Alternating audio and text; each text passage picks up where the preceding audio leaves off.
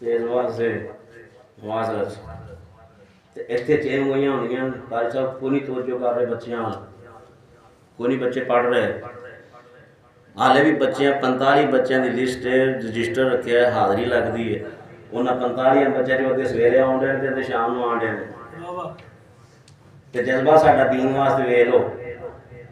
ਅਸੀਂ ਉਹਨਾਂ ਬੱਚਿਆਂ ਦੇ ਵਾਲਿदैन ਨੂੰ ਨਹੀਂ ਆਖਦੇ ਜਾ ਕੇ ਜਿਹਦੇ ਪਿੱਛੇ ਨਮਾਜ਼ ਪੜ੍ਹਨੀ ਉਹ ਤੇ ਤਨਕੀਦ ਕਰ ਰਹੇ, ਫਿਰ ਗੀਬਤ ਕਰ ਰਹੇ। ਸਭ ਤੋਂ ਵੱਡਾ ਨੁਕਸਾਨ ਇਹ ਹੈ ਕਿ ਗੀਬਤ ਕਰ ਰਹੇ, ਮੇਰੇ ਪਿੱਛੇ ਗੱਲਾਂ ਹੋ ਰਹੀਆਂ। ਬੱਚੇ ਨਹੀਂ ਪੜ੍ਹ ਰਹੇ। ਤੁਹਾਡਾ ਕਿੰਨਾ ਕਿਰਦਾਰ ਹੈ ਦੀਨ ਦੇ ਨਾਲ? ਕੀ ਕਰ ਰਹੇ ਹੋ ਤੁਸੀਂ ਦੀਨ ਦੇ ਨਾਲ? ਆਪਣੇ ਬੱਚੇ ਤੁਹਾਡੇ ਆਣ ਨਹੀਂ, ਆਪਣੇ ਬੱਚੇ ਦੀਨ ਪੜ੍ਹਨਾ ਚਾਹਣ ਨਹੀਂ, ਤੇ ਮਾਂ ਬਾਪ ਵੀ ਆ ਕੇ ਆਖੇ ਜੀ ਅੱਜ ਇਹਨੂੰ ਕੁਝ ਨਹੀਂ ਆਖਣਾ, 20 ਛੁੱਟੀਆਂ ਕਰ ਰਿਹਾ ਹੈ, ਤੇ ਕੱਲ ਨੂੰ ਆਖਣਾ ਜੀ ਪੜ੍ਹਿਆ ਨੇ ਕੀ ਹੈ। ਫਿਰ ਰਮਜ਼ਾਨ ਮੁਬਾਰਕ ਦੇ ਅੰਦਰ ਬੱਚਿਆਂ ਦਾ ਤਕਰੀਬਨ ਇਹੀ ਤਰੀਕਾਕਾਰ ਹੁੰਦਾ, ਕੋਈ ਆਂਦਾ ਕੋਈ ਚਲਾ ਜਾਂਦਾ, ਕੋਈ ਆਂਦਾ ਕੋਈ ਚਲਾ ਜਾਂਦਾ, ਇਹੀ ਰੂਟੀਨ ਰਹਿੰਦੀ ਹੈ। ਤੇ ਅਸੀਂ ਗੀਬਤ ਕਰਕੇ ਰੋਜ਼ਾ ਵੀ ਖਰਾਬ ਕੀਤਾ, ਮਸਜਿਦ ਬਹਿ ਕੇ ਗੁਨਾਹਗਾਰ ਵੀ ਹੋਏ, ਤੇ ਕਦੀ ਨਹੀਂ ਇਹ ਸੋਚਿਆ ਜਿਹਦੇ ਪਿੱਛੇ ਨਮਾਜ਼ ਵੀ ਪੜ੍ਹਨੇ ਆ ਉਹਦੇ ਬਾਰੇ ਗੱਲ ਕਰਨੇ ਆ ਪਏ। ਜਿਨ੍ਹਾਂ ਨੇ ਦੀਨ ਸਿਖਾਉਣ ਵਾਸਤੇ ਭੇਜਣਾ ਸੀ ਉਹਨਾਂ ਨੂੰ ਆਖਿਆ ਹੀ ਕੋਈ ਨਹੀਂ। ਕਿੱਡੀ ਅਜੀਬ ਗੱਲ ਹੈ। ਉਹਨੇ ਆਖਿਆ ਕੀਤੀ ਸੋਹਣਿਆ ਮੈਂ ਤਾਕਤ ਚ ਵੱਧ ਹਾਂ।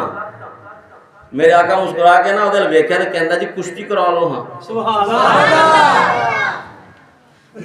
ਜਦੋਂ ਮਾਵਾਂ ਇੰਜ ਦੀਆਂ ਹੋਣ ਨਾ ਦੀਨ ਦਾ ਫਿਕਰ ਰੱਖਣ ਵਾਲੀਆਂ, ਤੇ ਪੁੱਤਰ ਮੁਆਜ਼ ਔਰ ਮੁਅਵਜ਼ ਵਰਗੇ ਹੁੰਦੇ।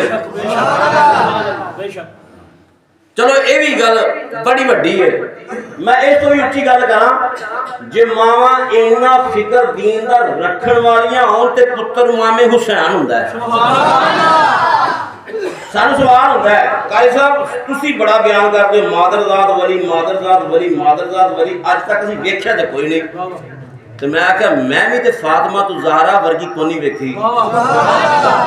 ਮੈਂ ਵੀ ਤੇ ਕੋਈ ਐਸੀ ਨਹੀਂ ਵੇਖੀ ਜਿਹੜੀ ਸਈਦਾ ਪਾਕ ਦੇ ਨਕਸ਼ੇ ਕਦਮ ਤੇ ਚੱਲਣ ਵਾਲੀ ਹੋਵੇ, ਗੋਦੀ 'ਚ ਰੱਖ ਕੇ ਪੁੱਤਰ ਨੂੰ ਦੁੱਧ ਪਿਲਾਉਂਦੀ ਹੋਵੇ ਤੇ ਨਾਲ ਕੁਰਾਨ ਦੀਆਂ ਲੋਰੀਆਂ ਦਿੰਦੀ ਹੋਵੇ। ਮੈਂ ਵੀ ਤੇ ਕੋਈ ਨਹੀਂ ਨਾ ਵੇਖੀ। ਜਦੋਂ ਘਰ ਦੇ ਵਿੱਚ ਗੁੱਟੀ ਦੇ ਅੰਦਰ ਸ਼ਾਮਲ ਨਹੀਂ ਕਿ ਮੁਸਤਫਾ ਦਾ ਪਿਆਰ ਸ਼ਾਮਲ ਕਰਨਾ ਹੈ ਕਿ ਨਹੀਂ ਕਰਨਾ, ਮੁਸਤਫਾ ਦਾ ਦਰੂਦ ਪੜ੍ਹਨਾ ਹੈ ਕਿ ਨਹੀਂ ਪੜ੍ਹਨਾ, ਕੁਰਾਨ ਦੀ ਤਿਲਾਵਤ ਕਰਨੀ ਹੈ ਕਿ ਨਹੀਂ ਕਰਨੀ, ਤੇ ਫਿਰ ਯਜ਼ੀਦ ਪੈਦਾ ਹੋਣਾ ਹੈ, ਫਿਰ ਅਬੂ ਜਹਲ ਪੈਦਾ ਹੋਣਾ ਹੈ, ਅਬੂ ਲਹਬ ਪੈਦਾ ਹੋਣਾ ਹੈ, ਇਹ ਜਿਹੜੇ ਪੈਦਾ ਹੋਣੇ ਨੇ, ਫਿਰੌਨ ਪੈਦਾ ਹੋਣੇ ਨੇ, ਨਮਰੂਦ ਪੈਦਾ ਹੋਣੇ ਨੇ। ਜਦੋਂ ਮਾਂ ਨੇ ਲੋਰੀ ਦਿੱਤੀ ਹੋਵੇ ਨਾ ਤੇ ਇਮਾਮ ਜ਼ੈਨੁਲ ਆਬਦੀਨ ਵਰਗੇ ਪੈਦਾ ਹੋਣਗੇ। ਇਹਦੇ ਚ ਕਸੂਰ ਸਾਡਾ ਕਾਹਤੋਂ ਗਿਣਦੇ ਹੋ? ਆਪਣਾ ਕਸੂਰ ਕਿਉਂ ਨਹੀਂ ਗਿਣਦੇ? ਮਾਂ ਬਾਪ ਦਾ ਕਿਰਦਾਰ ਕੀ ਹੈ ਬੱਚਿਆਂ ਵਾਸਤੇ?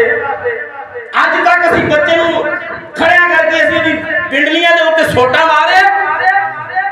ਪੁੱਤਰ ਤੇਰਾ ਸਕੂਲ ਨਹੀਂ, ਤੇਰਾ ਕੁਰਾਨ ਬੋਲਣਾ ਚਾਹੀਦਾ ਹੈ।